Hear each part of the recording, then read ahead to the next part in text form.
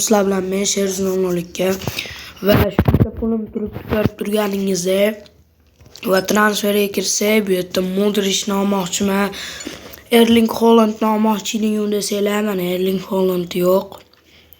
Erling Haalandga pulim yetmadi baribir. Modrichga keladi 2 kunga bekitdim.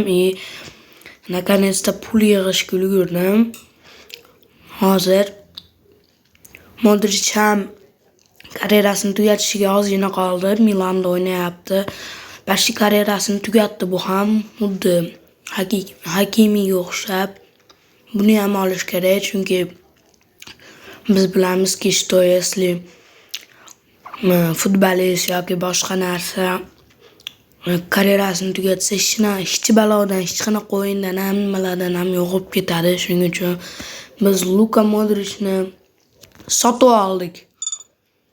Tabriklaylar do'stlar. Erling Haalandni xudo xolasa keyinroq olaman. Chiqishlar yaxshi. Luka Modric. It's Luka Modric. Telefon qatyapti. Tak bu yerga kirsak, Modric xanim. Zapasni o'yda Modric mana. Modricni ham oldik do'stlar, bizni tabriklaylar, meni tabriklaylar. Sababi bu o'yinchi ham ikkita oyoq robotchi ekan, mana Obe degan почти karyerasini tugatdi. Obuna bo'lish esdan chiqmasin do'stlar. Xudo xolasa keyingi videomizda yana zo'r o'yinchilarni qadr olamiz. Obuna bo'lish esdan chiqmasin. Obunalar qaytarib olmanglar do'stlar.